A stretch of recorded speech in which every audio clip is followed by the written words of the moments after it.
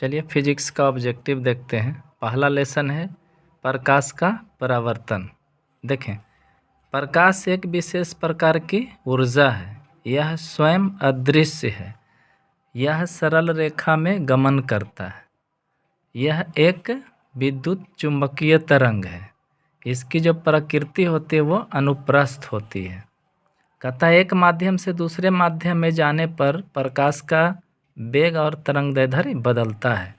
अब यहाँ देखें, बहुत ही वीवीआई है। हवा में प्रकाश का वेग 3 × 10⁸ मीटर पर सेकेंड। निर्वात में प्रकाश का चाल अधिक होता है। परीक्षा में पूछेगा कि प्रकाश का चाल सबसे अधिक कहाँ होता है, तो निर्वात में। आइए आगे देखते हैं। प्रकाश के परावर्तन के कितना नियम है? 2 नियम है, जिसमें एक लिखे हम कि आपतन कोण किसके बराबर होता है, तो परावर्तन कोण के। दीप्त वस्तुएं जिससे प्रकाश निकलता है, जैसे बल्ब, लालटेन, जलता हुआ कैंडल, है ना। अदीप्त वस्तुएं जिससे प्रकाश नहीं निकलता है, यानी पत्थर, लकड़ी। आइए प्रतिबिंब। प्रतिबिंब 2 प्रकार के होता है। वास्तविक प्रतिबिंब उल्टा बनता है, पर्दे पर प्राप्त कर सकते हैं। ऑब्जेक्टिव में पूछता है कौन प्रतिबिंब पर्दे पर उतार सकते हैं, तो वास्तविक को। और कौन पर्दे पर नहीं उतारेंगे, तो आभासी को, यानी काल्पनिक को, और वह सीधा होता है। फोकस दूरी पूछेगा तो उसकी है ध्रुव और फोकस के बीच की दूरी को कहते हैं। दर्पण की फोकस दूरी जो होता है वक्रता त्रिज्या के आधी होती है। और हमने सूत्र भी लिख दिया है कि F = R/2। और अगर परीक्षा में पूछे कि F और R में, यानी दर्पण के फोकस दूरी या वक्रता त्रिज्या में क्या अनुपात है, तो 1/2 होता है, या उसे भाग दीजिएगा तो आएगा 0.5।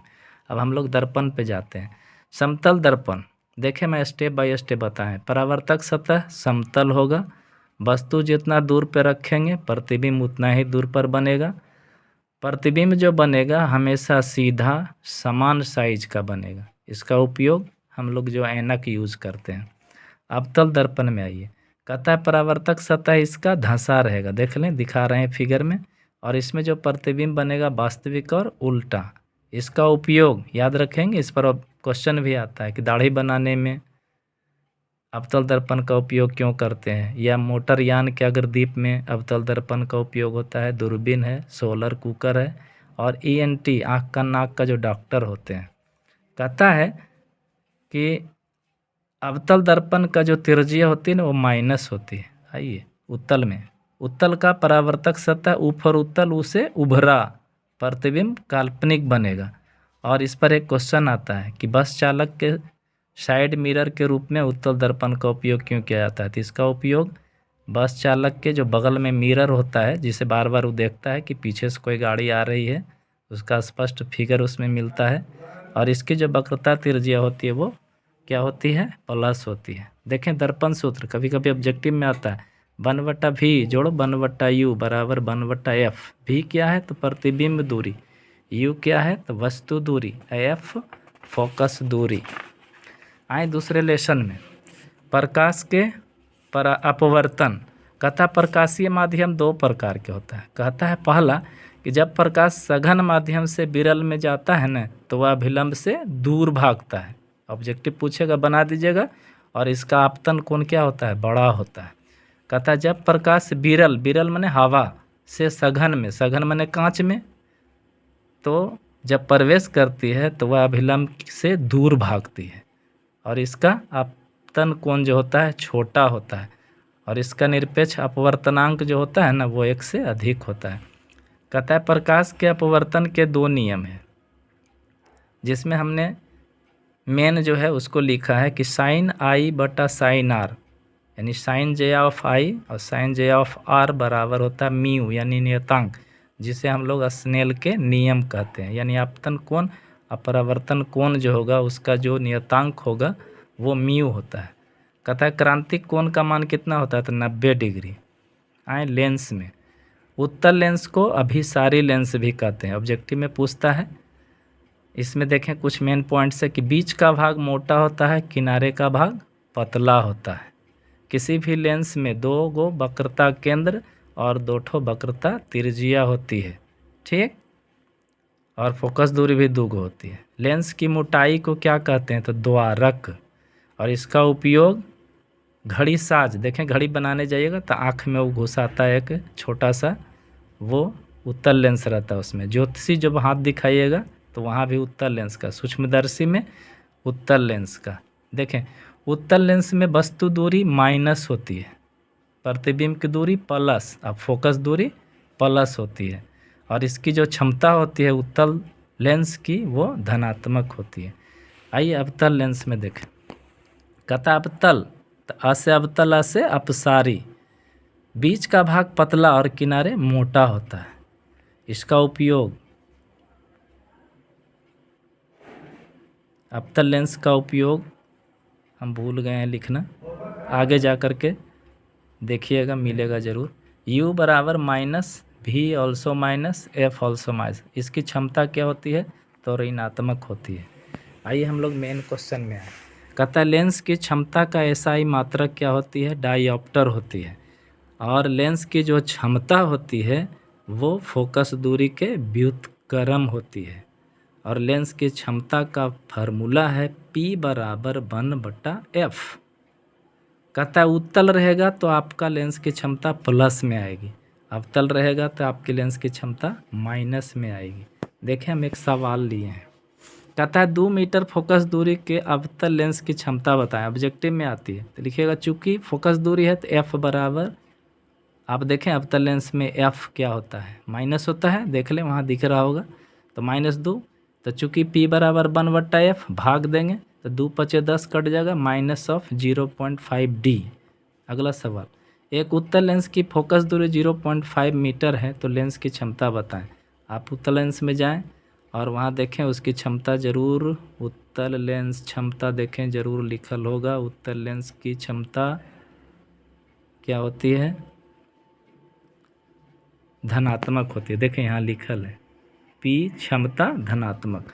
तो F बराबर कितना ले लीजिएगा, +0.2 मीटर, P बराबर 1/f फार्मूला कर दीजिएगा, आएगा 1/0.5, 2 भाग दीजिएगा तो 10 ऊपर हो जाएगा, 2 नीचे दशमलव हटाएंगे तो 5d। एक और सवाल देखें कि यदि लेंस की फोकस दूरी मालूम करना हो जब क्षमता -2d है तो लेंस का नाम बताएं। तो हम पहले ही बता चुके हैं कि जब माइनस होगा तो अवतल होगा, ठीक। तो देखते हैं, चूंकि P बराबर -2d, फार्मूला होता है P बराबर 1/f, तो -2 पुट कीजिए, 1/f गुना करिए कोना कोनी, -2f बराबर 1, f बराबर 1/-2 -0.5, मीटर को सेंटीमीटर में बदल देंगे, और कोई भी जो है फोकस दूरी माइनस में तो होता है नहीं, इसलिए नीचे लिख दीजिएगा फोकस दूरी 50 और माइनस है फोकस दूरी, तो क्या होगा अवतल। कुछ और ऑब्जेक्टिव देख लें इस अध्याय का। हवा में, पानी में हवा का बुलबुला चमकीला दिखता है पूर्ण आंतरिक परावर्तन के कारण। आइए, लेंस का सूत्र होता है 1/v - 1/u बराबर 1/f। कहता अवतल लेंस में हमेशा आभासी और सीधा प्रतिबिंब बनता है। आइए चलते हैं लेसन 3 की ओर, जिसका नाम है मानव नेत्र और रंग बिरंगी संसार। कहता आँख के गोले के सामने जो बीच वाला पारदर्शी परत होता है उसे क्या कहते हैं, कॉर्निया। पुतली के आकार को नियंत्रण कौन करता है, तो सिलियरी पेशियाँ। आँख में वस्तु का प्रतिबिंब कहाँ बनता है जी, तो रेटिना पर बनता है, और याद रखेंगे रेटिना पर जो प्रतिबिंब बनता है वो वास्तविक और उल्टा बनता है, लेकिन हम लोग को सीधा दिखता है जिस वस्तु को हम लोग देखते हैं। ये VVI सवाल है जी। स्पष्ट दर्शन की न्यूनतम दूरी कितना होता है, 25 cm, और समान नेत्र के लिए दूर बिंदु अनंत पर होता है। आइए हम दृष्टि दोष में जाते हैं। पहला है निकट दृष्टि दोष। निकट दृष्टि दोष में व्यक्ति को निकट साफ साफ दिखेगा और दूर उसको साफ साफ नहीं दिखेगा। दूसरा पॉइंट है कि निकट दृष्टि दोष वाले व्यक्ति को, देखें इसको ट्रिकी याद करिएगा, निकट अवतल, यानी निकट रहे तो अवतल लेंस का व्यवहार करेंगे। कारण क्या है जी, तो इसकी फोकस दूरी क्या हो जाती है, कम हो जाती है। आइए दीर्घ या दूरदृष्टि में। दूरदृष्टि देखें परिभाषा उल्टा चलता है, दूरदृष्टि है तो दूर वाला देखेगा साफ साफ और नज़दीक वाला उसको साफ नहीं दिखाई देगा।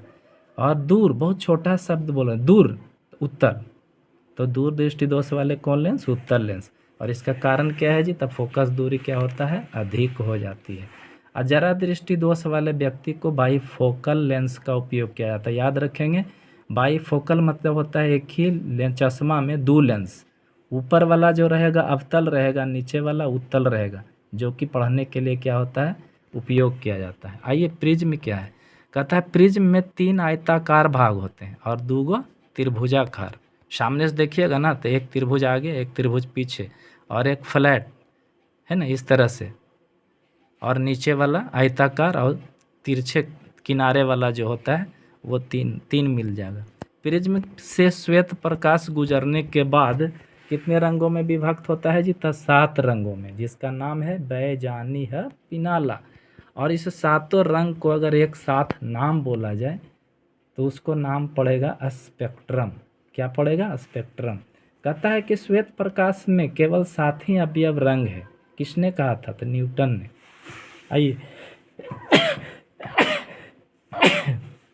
कहता है लाल रंग का तरंगदैर्घ्य सबसे अधिक होता है, तो इसका विचलन कोण क्या होगा, कम होगा।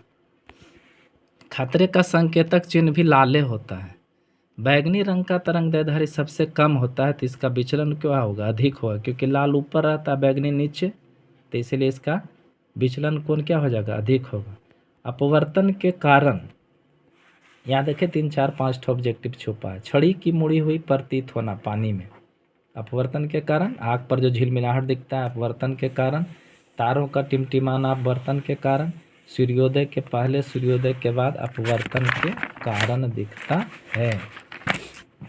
देखें प्रकाश के परिकिरणन के बारे में हम पढ़ें। बहुत ही इंपॉर्टेंट सवाल है कि प्रकाश के परिकिरणन के कारण क्या होता है, आकाश नीला दिखता है, अंतरिक्ष यात्री को आकाश काला दिखेगा, बादल का रंग सफ़ेद दिखता है, खतरे का संकेत लिखाना चाहिए, संकेत लिखा गया, का प्रकाश लाल होता है, और सूर्योदय सूर्यास्त के समय परिकिरणन के कारण ही लाल दिखता है। कोलाइड, कोलाइड का मतलब होता है ना, इसका दूसरा नाम है समांगी मिश्रण। इसे आप अलग नहीं कर सकते, जैसे स्टार्च है, गोंद है, जेलेडिन है, पाइस है ना, ये झिल्ली में विस्तृत होता है। दूध है, पेंट है ना, कुहासा है, कुहा है, आप अलग नहीं कर सकते हैं।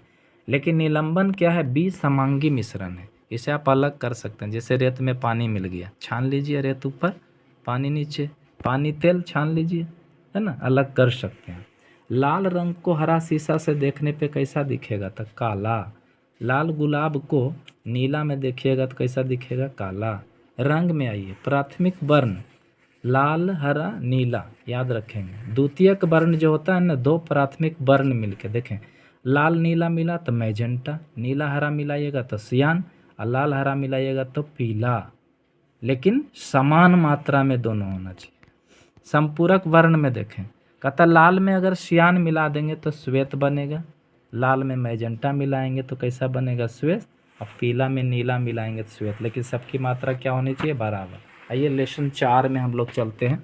विद्युत, कहता विद्युत आवेश के प्रवाह को हम लोग विद्युत धारा कहते हैं, और इस विद्युत धारा में इलेक्ट्रॉन और प्रोटॉन होता है। इलेक्ट्रॉन माइनस में होता है, प्रोटॉन प्लस में होता है। अगर धारा की दिशा प्लस प्रोटॉन लेते हैं तो इलेक्ट्रॉन की दिशा जो है ना विपरीत होगी, माइनस में। विद्युत आवेश का ऐसा ही मात्रक कूलाम होता है। एक इलेक्ट्रॉन का आवेश कितना होता है जी, तो E बराबर 1.6 इंटू 10⁻⁻19 कूलाम। चालक किसे कहते हैं, सीधा जानिए कि जिससे विद्युत धारा आराम से प्रवाहित हो जाए, है ना, उसे क्या कहते हैं, चालक, या इसका दूसरा नाम है सुचालक। जैसे तांबा, लोहा, अल्मुनियम, चांदी, सोना, जस्ता। मानव शरीर, हम लोग में देखिए तार सटाइए करंट लग जाएगी, यानी कि हम लोग सबसे सर्वश्रेष्ठ चालक कौन होता है, तो चांदी होता है। अचालक, जिसे कुचालक भी कहते हैं, यानी जिससे विद्युत धारा प्रवाहित नहीं हो, जैसे कांच, रबर, प्लास्टिक, लकड़ी, रुई, हवा, इस सबसे होगा नहीं होगा। विद्युत विभव, विभवांतर, देखें दोनों का ऐसा ही मात्रक वोल्ट होता है। विद्युत विभव का है या विभवांतर, मात्रक क्या होता है, वोल्ट।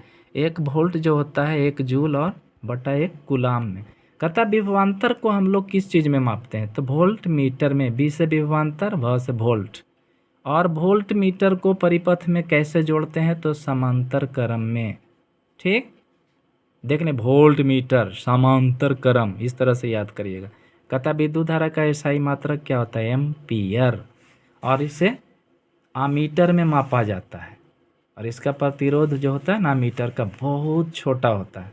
और आमीटर को हम लोग परिपथ में कहाँ, तो श्रेणी क्रम में। देखिए आमीटर श्रेणी क्रम, 4 अक्षर का ओ भी, 4 अक्षर का ई भी। वहाँ देखे वोल्ट मीटर 6 अक्षर का है, तो समांतर क्रम जोड़िए 4 2 6, एकदम ट्रिकी वे में याद करिएगा। वोल्ट मीटर गिनिए 1 2 3 4 5 6, कौन में? तो समांतर क्रम, यानी 4 गो ई 2 6 गो, आमीटर 4 तो श्रेणी क्रम, इस तरह से याद करिएगा। कुछ संकेतक दिखा रहा हूँ मैं, विद्युत का संकेत होता है इस तरह से। बैटरी आपका सेल का, ये विद्युत सेल लिखाएगा, से नहीं होगा, विद्युत सेल है ना, एक छोटा एक बड़ा, और सेलों को मिलाकर बैटरी बनता है। देखें प्रतिरोध का इस तरह, और धारा नियंत्रक को प्रतिरोध के चिन्ह बना के एरो मार दीजिएगा। आए आगे इसी अध्याय में ओम के नियम V बराबर IR। देखिएगा इस पे ऑब्जेक्टिव ही पूछता है, 3 गो देल है, 2 गो देल रहेगा, तीसरा निकाल दीजिएगा, या तो गुना करके या भाग देके। विद्युत धारा विभवांतर के समानुपाती होता है, ये ओम के नियम है। नियत ताप पर विद्युत धारा विभवांतर के समानुपाती। देखें प्रतिरोध का एसआई मात्रक क्या होता है? ओम। अब प्रतिरोधकता का एसआई मात्रक ओम मीटर। विद्युत बल्ब में कौन गैस भरी जाती है? तो निष्क्रिय गैस। विद्युत बल्ब में तंतु होता है और वह टंगस्टन का बना होता है, जो कि शीशा और जस्ता शायद मिलके बनता है, और इसका गलनांक जो होता है ना बहुत अधिक होता है। इसका मतलब समझ रहे हैं, हाई वोल्टेज आएगा ना तभी ये गलेगा, इसे लो वोल्टेज में नहीं। आयरन, हीटर का तार, ये सब क्या चीज़ का होता है? नाइक्रोम का। याद रखेंगे, आयरन हम लोग जो करते हैं, हीटर का तार जो होता है वो किसका होता है? नाइक्रोम। एक टॉस आता है वो भी नाइक्रोम का तार होता है। देखें प्रतिरोधक का संयोजन R बराबर श्रेणी क्रम में रहे तो तीनों जोड़ दीजिएगा। ऑब्जेक्टिव पूछे या सब्जेक्टिव जो भी पूछे न्यूमेरिकल में आप जोड़ दीजिएगा तीनों।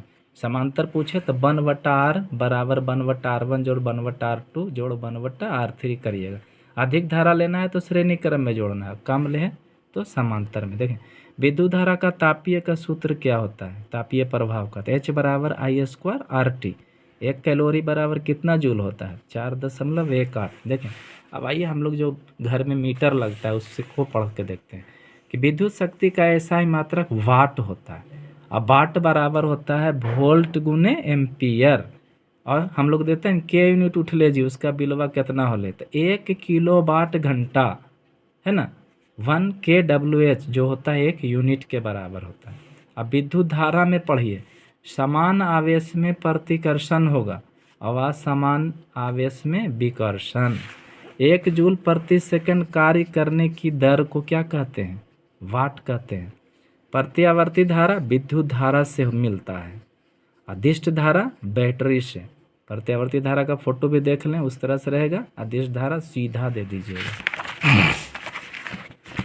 आए हम लोग लेसन 5 में चलते हैं, जिसका नाम है विद्युत धारा के चुंबकीय। चुंबक क्या होता है जी? चुंबक क्या है? चुंबकीय पदार्थ यानी लोहा, निकल, कोबाल्ट को आकर्षित करता है। कहता चुंबक में कितने ध्रुव होते हैं? 2, उत्तरी ध्रुव दक्षिणी ध्रुव। चुंबक के ध्रुवों पर याद रखिएगा, किनारे में जिसको कहते हैं आकर्षण शक्ति क्या होता है? सबसे ज़्यादा। और यहाँ ऑब्जेक्टिव 3 ठो है, गौर से सुनिए। चुंबक में सजातीय ध्रुव रहेगा तो विकर्षण होगा, इसका टेक्निकली याद करिएगा। वहाँ उल्टा चलता है विद्युत धारा, यहाँ चुंबक में अलग। अब जैसे कोई लड़का है, वो लड़का से शादी कर ले, घर लेके आए, तो लड़का लड़का यानी सजातीय हो गया, तो घर वाला देखेगा तो क्या होगा? लड़ाई झगड़ा होगा, तो विकर्षण। अब विजातीय ध्रुव, अब कोई लड़का है, कोई सुंदर लड़की के साथ शादी करके घर ले आए, तो परिवार वाला देखेगा क्या आकर्षण है, तो होगा विजातीय ध्रुव में आकर्षण। चुंबक के नज़दीक चुंबकीय बल सबसे अधिक होता है, याद रखिएगा। और दूर लीजिएगा तो कम होगा, यानी कि जैसे से नज़दीक चुंबक के ले जाइएगा तो उसका पावर जो क्या होता है? बल अधिक होता है। कहता है विद्युत चुंबक बनाने के लिए क्या यूज करते हैं हम लोग? तो नरम लोहा। और सुनिए, समुद्री पानी के जहाज और नावों पर अगर दिशा पता लगाना है, जो उस पर बैठा हुआ है नाव चलाने वाला, तो उसके पास एक दिक्सूचक होता है ना, जो कि आपको उसको दिखाएगा कि आप किस दिशा में जा रहे हैं। कौन सा यंत्र? दिक्सूचक। चुंबकीय क्षेत्र का मात्रक टेस्ला। चुंबकीय क्षेत्र रेखाएं निरूपित होती है चुंबकीय क्षेत्र की दिशा को करते हैं। किसी धारावाही तार के निकट चुंबकीय क्षेत्र होता है। चुंबकीय क्षेत्र धारा के परिमाण बढ़ने पर बढ़ता है और कम होने पर घटता है। मैक्सवेल के दाएं हस्त के नियम, जिसे दक्षिण हस्त नियम कहते हैं, तो अंगूठा क्या दिखाता है? धारा की दिशा। और यहाँ देखिए उल्टा है। फ्लेमिंग के बाम हस्त में अंगूठा दिखाएगा बल को, और दक्षिण हस्त नियम में चालक की गति को। कहता है विद्युत चुंबकीय प्रेरण के जो नियम था किसने दिया था? माइकल फैराडे ने। विद्युत मोटर का क्या काम है? विद्युत ऊर्जा को यांत्रिक में, याद रखें मोटर से आप पंखा चला लीजिए तो पंखा क्या हो गया? यंत्र। और जनरेटर से आप करंट चलाइए, मतलब यांत्रिक ऊर्जा को विद्युत, जनरेटर चालू कर दे तो क्या लाइन मिलता है, तो यांत्रिक को विद्युत ऊर्जा में रूपांतरण करता है। कहता है घरेलू विद्युत परिपथ में आइए। घरेलू विद्युत परिपथ में जो होता है उसका विभवांतर 220 वोल्ट, आवृत्ति कहेगा तो 50 हर्ट्ज, धारा कहेगा तो 5 एम्पियर होता है ना। घरेलू परिपथ में सभी उपकरण कैसे सजे होते हैं? तो समांतर क्रम में जुड़े होते हैं ताकि समान विभवांतर, जितने भी इक्विपमेंट्स हैं सब समान विभवांतर प्राप्त कर लेता है। फ्यूज क्यों लगाते हैं जी? तो घरेलू परिपथ में फ्यूज को श्रेणी क्रम में जोड़ते हैं और उसकी उष्मीयता पर निर्भर करता है। फ्यूज बना होता है किससे? टीन और शीशा का। इसका गलनांक कम होता है, प्रतिरोधकता भी क्या होती है? कम होती है। लघुपथन और अतिभारण। कथा विद्युत धारा एकाएक बढ़ जाए तो समझिए लघुपथन है। आज जब जीवित तार और उदासीन तार यानी ठंडा गर्म संपर्क में आ जाए तो दोनों मिलकर सट जाएगा तो क्या हो जाएगा? अतिभारण। आए हम लोग अंतिम पड़ाव में चले गए लगता है। नवीकरणीय ऊर्जा स्रोत। कहता पुनः उत्पादित होने वाले स्रोत को नवीकरणीय कहते हैं, यानी जिसे आप पुनः मिल जाए आपको, जैसे पेड़, यूरेनियम, सूरज, हवा, जल। अनवीकरणीय ऊर्जा स्रोत जो एक बार समाप्त हो जाएगा तो दोबारा नहीं मिलेगा, जैसे कोयला, पेट्रोलियम गैस। वाहनों में हम लोग सीएनजी का प्रयोग करते हैं, घर में खाना बनाने के लिए एलपीजी का, और एलपीजी में क्या होता है जी? तो ब्यूटेन होता है गैस, है ना। बायोमास है क्या? कहता है सूखे पेड़ पौधे, कृषि अवशेष, पशु के गोबर, कचरा, इस सबको बायोमास कहते हैं। तो बायो गैस जिसे गोबर गैस कहते हैं उससे कौन गैस मिलता है? तो मीथेन गैस। आइए अर्धचालक किसको कहते हैं? तो जर्मेनियम और सिलिकॉन को। और सोलर सेल में सिलिकॉन रहता है, गोल गोल देखते हैं सर्किल या चौखूटा, वो जो चमचम चमाता है वो सोलर सेल होता है, सिलिकॉन वो रहता है। E बराबर mc² होता है। कहता है कृत्रिम उपग्रह को विद्युत ऊर्जा कहाँ से मिलती है? जो भी कई किलोमीटर ऊपर में है उपग्रह, तो सोलर पैनल उस पर लगा रहता है, उसी से उसको लाइन यानी करंट मिलती रहती है। सौर ऊर्जा का स्रोत सूर्य के अंदर जो होता है वो नाभिकीय संलयन के कारण। पर्यावरण को बचाना अगर है तो 3R यूज करना पड़ेगा। रिड्यूस यानी कम उपयोग कीजिए, R4 रिड्यूस यानी कम उपयोग करिए। R4 होता है रिसाइकिल यानी पुनः उत्पादन। R4 रीयूज यानी पुनः उसका उपयोग करें। देखते हैं प्लास्टिक क्या है, उपयोग किए, फिर गला के फिर बना, फिर कुर्सी बना, फिर अंत में कुर्सी। तो इस तरह से आपका फिजिक्स आपका समाप्त हुआ।